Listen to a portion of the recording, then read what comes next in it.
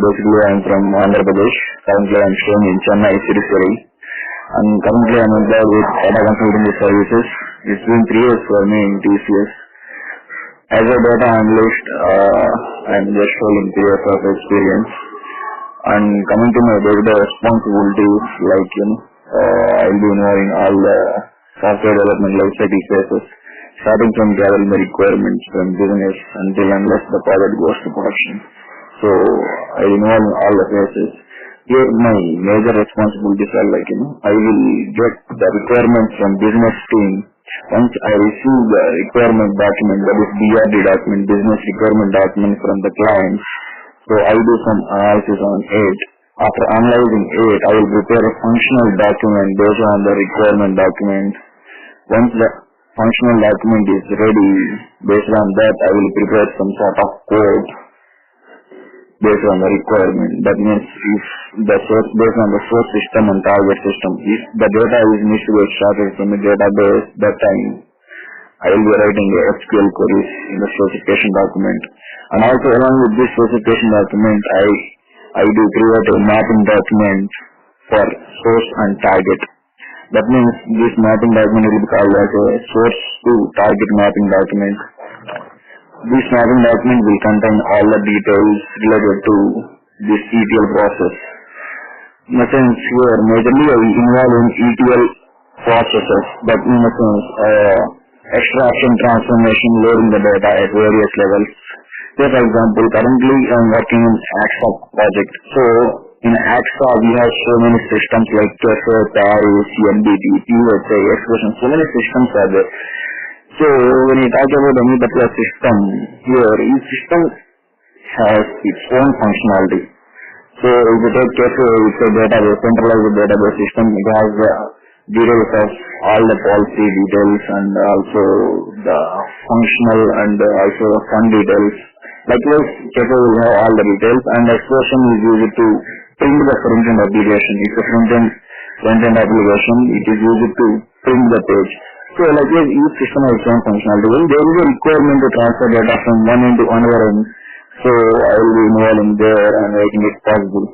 So as I am continuing, after preparing this functional and technical and mapping document, I will deliver that particular document to developers. So they will start developing a job based on the specification and technical document and as well as the mapping document that I have given to them. So after the development, I will provide support to them for the testing.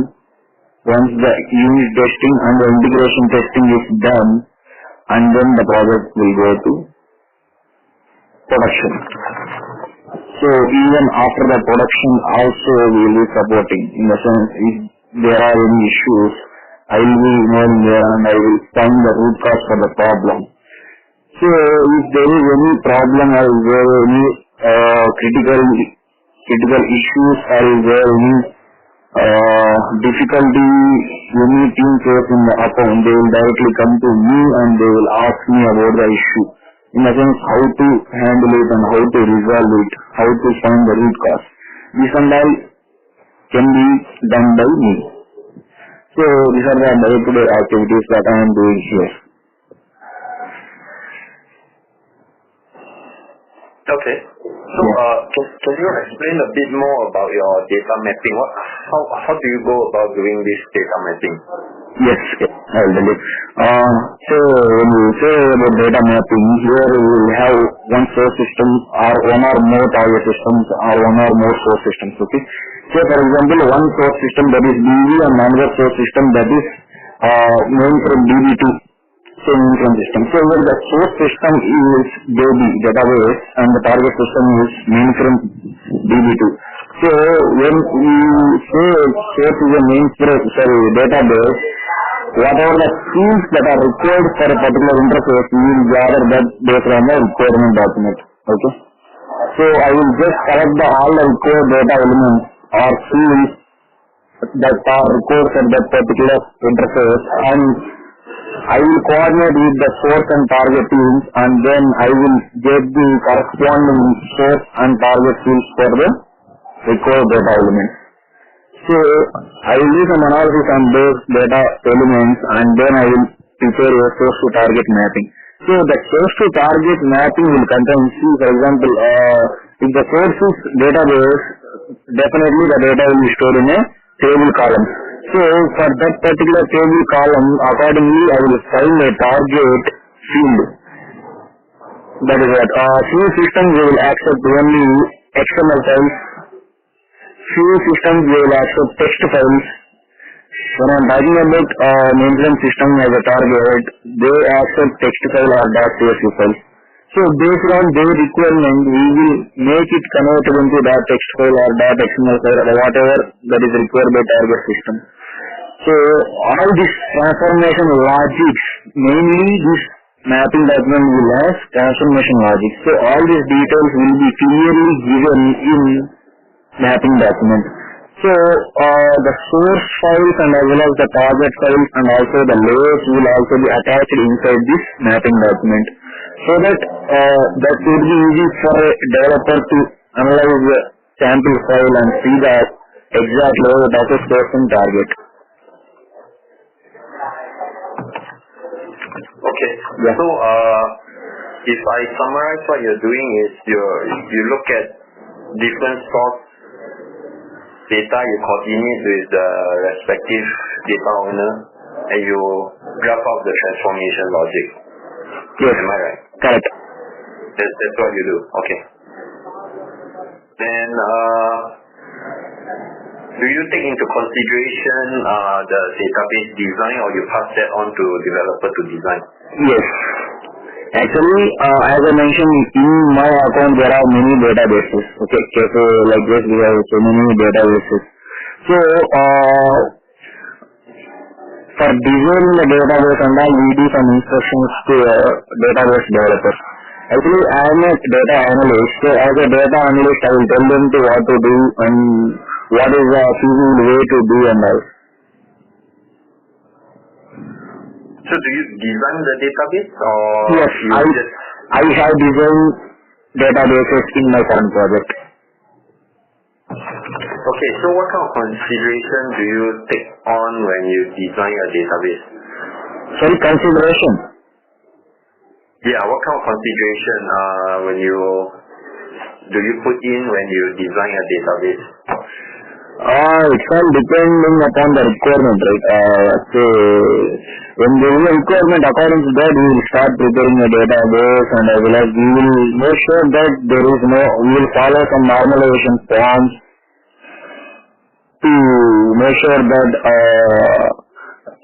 to create a efficient database, and also there should not be a redundancy in the database.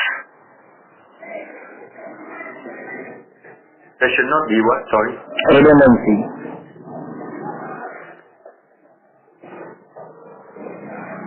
Didn't quite catch. Sorry, we don't get you. Can you please come again? No, I didn't catch what you were saying. Sorry. Yeah, redundancy. Oh, redundancy. Okay. Okay. So you were saying normalization, right? Avoid redundancy and stuff, right? So do you know what is normalization? What? Yes, actually normalization, the main purpose of normalization is used to improve the efficiency of the database. So when you say efficiency, in order to provide the efficiency in database, we have normalization, 4 normalization forms. So each normalization form is like your role.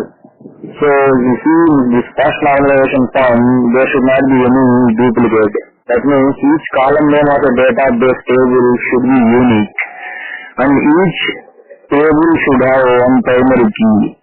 Like this, we have a set of roles. So when you follow all these set of roles, there won't be any redundancy in the database. That will be designed in a effective way, and it will be very efficient. So how many forms of data normalization do we have? There are 4 types of normalization forms. Okay, can you name them? First normalization form, second normalization form, and third normalization form, and the last one is fourth normalization form. Fourth normalization form. Usually which normalization form do you use?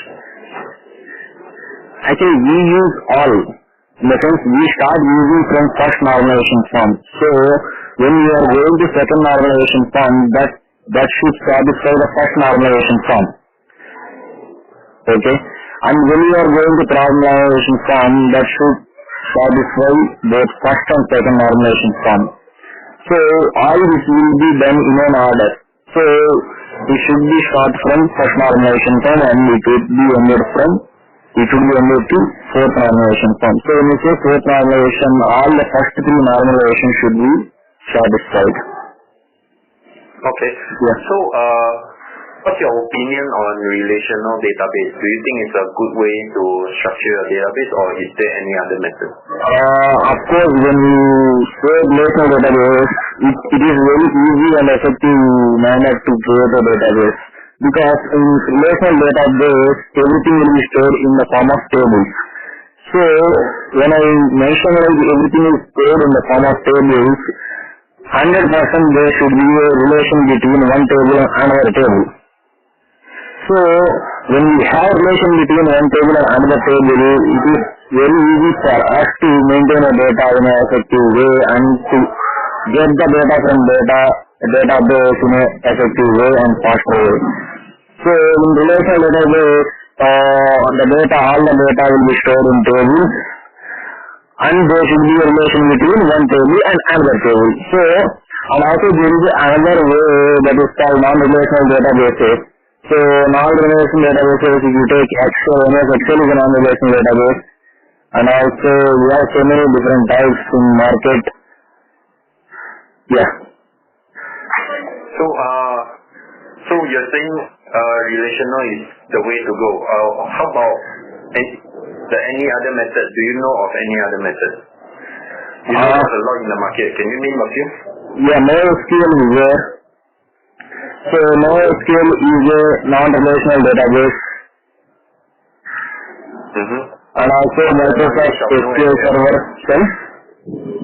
What's the advantage of NoSQL? Yeah, NoSQL, everything will be, stored in the form of files. So, there will not be a relation between one data and another data.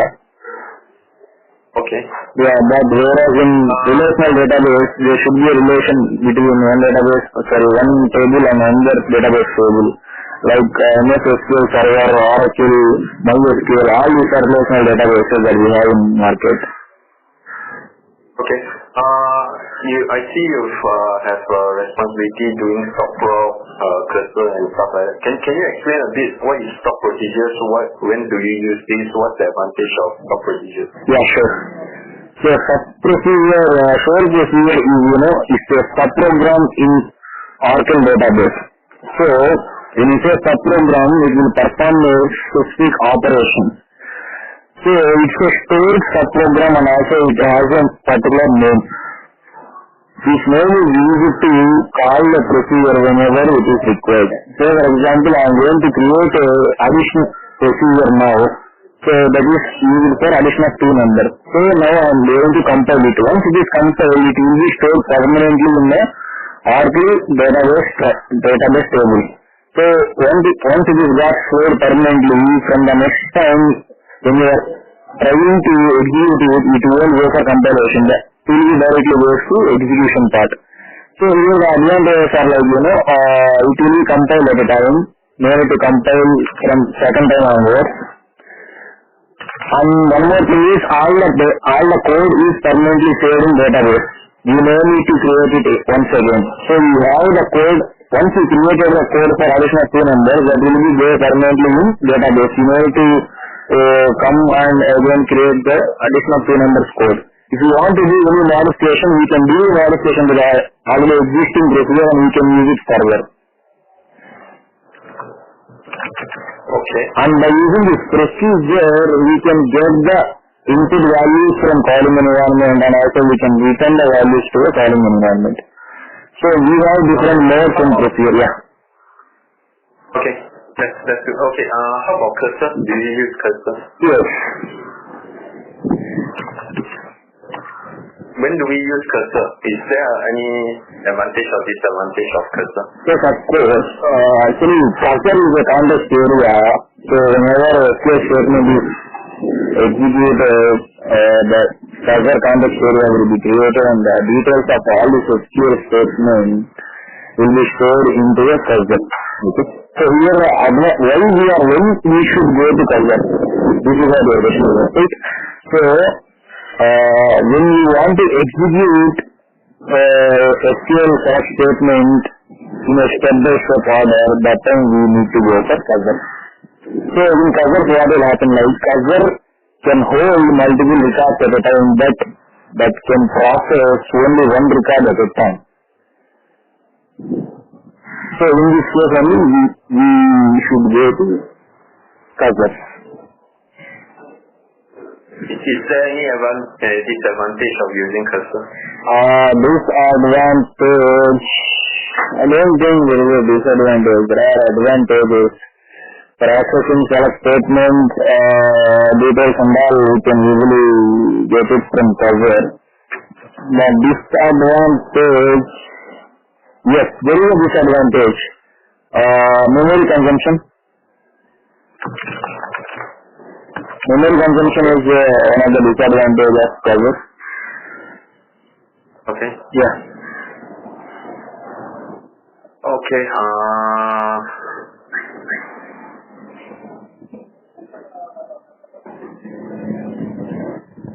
And you've done presentations before. You work on Excel, Word, PowerPoint, Visio. So you've done presentations before? Yes.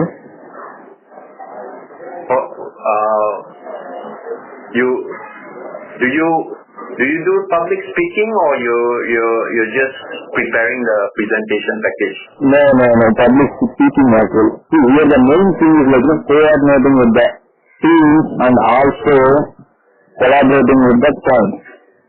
So when they are providing a DRD to me, it's just not getting a document from them. Once I get it, I need to write so many questions based on the requirement document. So for getting clarified all these open questions, we will be having a line of several meetings with the client. So as a data analyst, I have to coordinate with all the different teams who are involving in all the SQL lifecycle process. So for example, downstream system, upstream system and as well as middleware system. So I am the person who can answer all their queries. So each and every time I use it to coordinate with them and I use it to collaborate with clients all the time. So presentation, Yes, so meaning you've done presentation, you work with, you presented with different teams, you prepared your own package and stuff. Yeah, that is here I have to say one point to you. So once I deliver the bid and data mapping document to the developer, I have to do walkthrough to them. Okay? So when I am giving walkthrough, each and every team will join the meeting and everyone makes sure that they will attend the walkthrough meeting. So it will be around 20 to 25 people will come and join for that particular meeting, minimum in worst case handling. So if anyone is having any doubts and anyone needed any clarification, all those things will get clarified in that particular meeting. That is what we call here is walkthrough meeting. So once the documents are delivered, then the data analyst, I should give the walkthrough to them. So that only they can start working on development activities. Yeah. Okay. And you've done queries before. Mainly the queries that you've done is mainly on Oracle, PLSQL, or do you do on MS SQL? MS SQL as well. Here we use two databases, Oracle and MS SQL. See, the functioning of both the things is same. The main thing is the syntax will differ. That is also a slight difference. There will be a major difference for Oracle database and MySQL database. You have experience, right? Both the databases. I have experience in both the databases. But which one is your forte? Which one is your strength? You spend the most time querying. Sorry? Can you smell? Which database do you use more? MS SQL and Oracle. Yeah, which one do you use more? MS SQL. Okay. So do you have experience with DB2 also? Because you mentioned DB2 just now. DB2, when I'm talking about DB2, here I have faced many times it has target system. So it is a target system, you no need to extract the data from them. Just pulling a file into DB2 is enough. So that is the reason I haven't involved much in DB2. We also database, so we use SQL only. There also we use SQL only, structured query language only. So wherever we go, whichever the database we are going to use, SQL is a basic thing that you need to talk with any kind of database in the market. Yeah, I understand. So you mentioned that you don't touch DB2 that much, right? Because you pull files from DB2. Are you saying that? Yeah, of course, but I have knowledge on it. I don't say I don't know about it. I have knowledge on it. If I give any task to me, I have the knowledge to complete it. Okay, so you have knowledge on DB2 as well. Yes. Okay. You've done joins and stuff like that, right? How many joins are there? Sorry? Joins. Yeah, there are different types of joins. Inner join, outer join, full join, self join. Again in outer join we have left outer join, right outer join. Okay. Yeah. And how complex do you do on your queries? What's the extent of the complexity of your queries? When I'm going to extract the data from source system, there will be around 900 plus. The complex one that I have faced here in my current project is that 25,000 data elements. In a sense, 25,000 column name. Okay? So that is the one complex, very, very complex interface that I have worked here. And usually we don't get those many data elements in particular interface. Mostly we get only 50 to 60 data elements for each interface. So it depends on complexity, how many data elements we are going to use for a particular interface. So it depends on the requirement. So whatever data fields we are getting, corresponding database column should be extracted from database. So based on that we will write queries. So if the data is coming from more than 4 or 5 tables, we should write joins and get the data. If we have to extract from 5 tables, that time we need to include 4 joins. If there are 4 tables, we need to add 3 joins. It becomes n minus 1. Yes. Okay, that's good. Do you know what is this job? Sorry? Do you know what this job you're applying for? Yeah, I know. The person who contacted me earlier, he clearly explained me everything. Okay, maybe you want to explain what you understand as from this the description of this job. What do you think the person will do? I feel like it is completely relevant to me because whatever the things I heard from the person and whatever the things I heard from you, it all sounds like, it completely matches my experience and current skills. So, these people are also looking for it. Yeah. What's your understanding of this job? What do the job do? This job, whatever I am doing here, that channel should be needed for your profile, I think so. Analyzing data, coordinating with the clients, analyzing the requirements, and then preparing a mapping document as well as specification document, writing a complex SQL queries, and majorly involving in MySQL server database, and then clarifying developers' doubts, providing the root cause for any production issues. Okay. Yeah. This is what is my understanding. Yeah, yes please. Okay, so do you have any question on this job? Do you know about it? Actually, I don't have any questions because it's clear for me. Everything is clear for me. Okay. Just in case, your understanding is,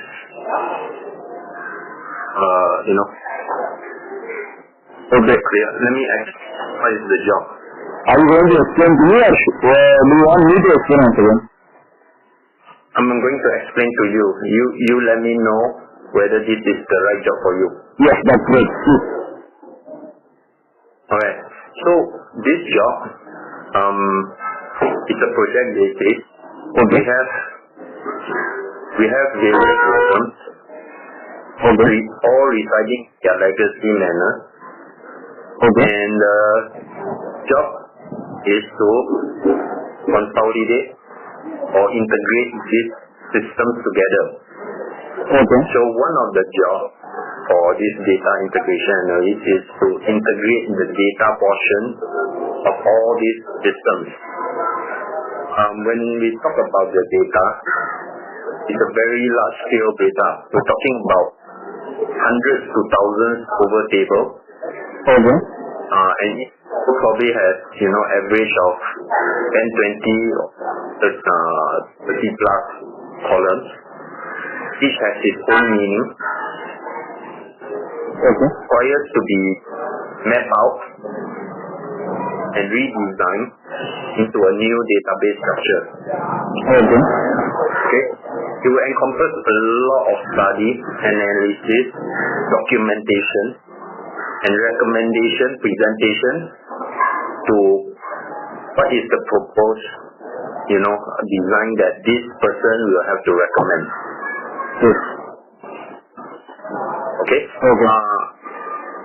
The importance of this is if the person designed it wrongly or did not do a proper analysis, the consequence could be very bad. Okay. As in delay of project, data gets, issues when you go into production, projects get, even failure because of data not matching. Okay. Okay, so it's quite a high responsibility position. Does that sound interesting to you? Yes. Okay. The person has to spend a lot of time doing analysis. No, there won't be a lot of spoon feeding or guidance. This person has to be very independent and knows where to find sources of information himself. It does not require too much guidance because there won't be too much guidance given. Okay. So are you still interested? Yes. It sounds good, yeah. Okay. Having said that, have you have any questions? Actually, no, I don't have any question. I have few queries related to HR policies, how it happens in Malaysia. I think I should not ask all those questions to you. Right? Yeah, I think that one you need to ask Prasanna on the logistical, the customs and stuff like that. I won't be familiar with that. Yeah, okay.